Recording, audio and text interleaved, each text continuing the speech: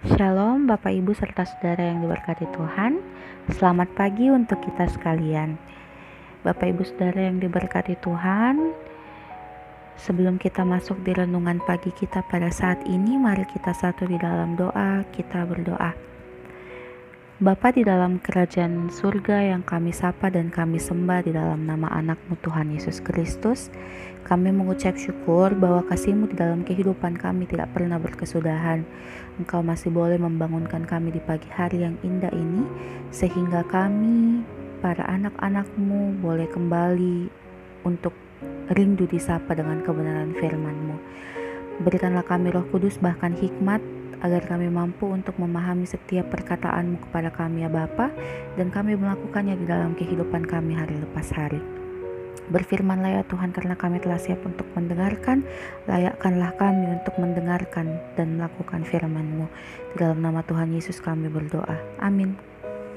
Bapak Ibu Saudara yang diberkati Tuhan, pembacaan kita pada saat ini terdapat dalam Markus pasalnya yang keempat, ayat yang ke-21 hingga ayat yang ke-23, yang mengatakan, lalu Yesus berkata kepada mereka, orang membawa pelita bukan supaya ditempatkan di bawah gantang atau di bawah tempat tidur, melainkan supaya ditaruh di atas kaki dian. Sebab tidak ada sesuatu yang tersembunyi yang tidak akan dinyatakan, dan tidak ada sesuatu yang rahasia yang tidak akan tersingkap. Barang siapa mempunyai telinga untuk mendengar, hendaklah ia mendengar. Bapak Ibu Saudara yang diberkati Tuhan, ketika kita ditanya apa itu telinga, pasti kita mengatakan bahwa telinga itu adalah salah satu organ tubuh manusia yang digunakan untuk mendengar. Dulu nih Bapak Ibu Saudara, waktu saya masih kecil-kecil, mamaku tuh suka ngomong gini sama aku, kalau kau tidak bisa mendengar, mending cabut saja telingamu, karena telinga itu digunakan untuk mendengar. Begitu, sambil marah-marah karena saya tidak mendengar apa yang dia sampaikan. Tentu saja kita mengetahui bahwa ada kecenderungan beberapa orang yang tidak suka dinasihati tapi suka dinasihati, kan sering terjadi ini. Kadang-kadang kita tidak mau mendengarkan apa yang orang lain mau sampaikan ke kita, tapi kita tuh secara aktif ingin mengkritik orang lain. Hal ini menjadi sulit sebab dia tidak pernah mengetahui kesalahannya, yang dia tahu hanya kesalahan orang lain. Semakin banyak orang yang menjadi pendengar yang baik, pemikir yang baik, dan menjadi pembicara yang baik akan menghasilkan kesimpulan yang baik. Kesimpulan atau perkataan yang baik itu akan menguatkan orang lain. Sesudah Yesus menyampaikan perumpamaan tentang seorang penabur di Markus pasal 4 ayatnya yang pertama hingga ayat yang ke-20, Yesus menambahkan dengan perumpamaan tentang pelita. Seorang penabur yang Yesus maksudkan adalah penabur firman. Dan seorang yang menabur di tanah berbatu, semak berduri, tanah yang baik, itu menghasilkan perbedaan.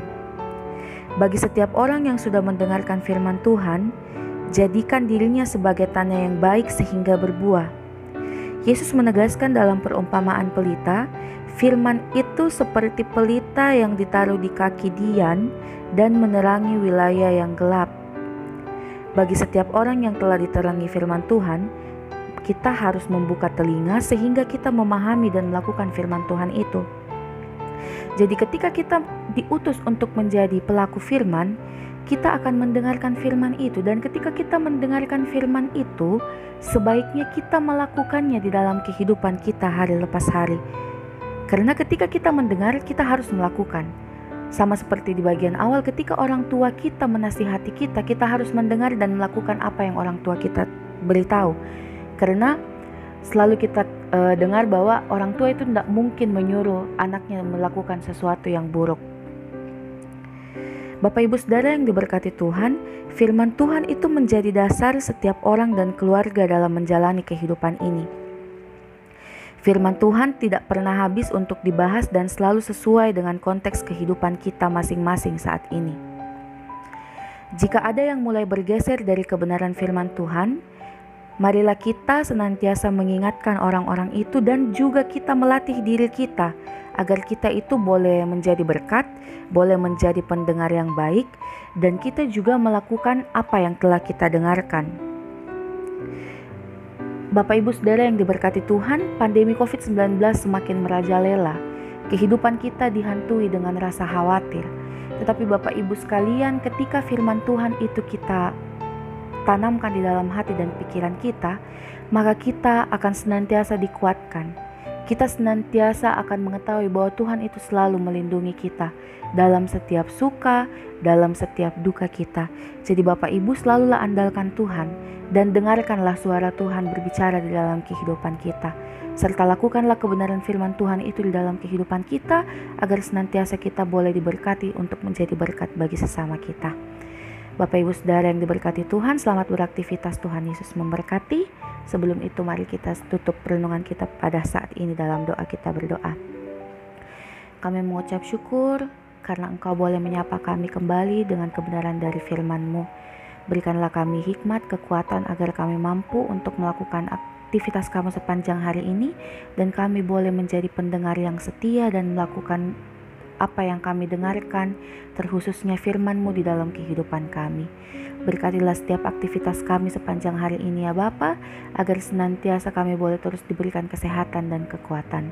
Inilah doa kami di dalam nama Tuhan Yesus kami sudah berdoa. Amin. Terima kasih Bapak Ibu sekalian, Tuhan Yesus memberkati kita sekalian. Shalom.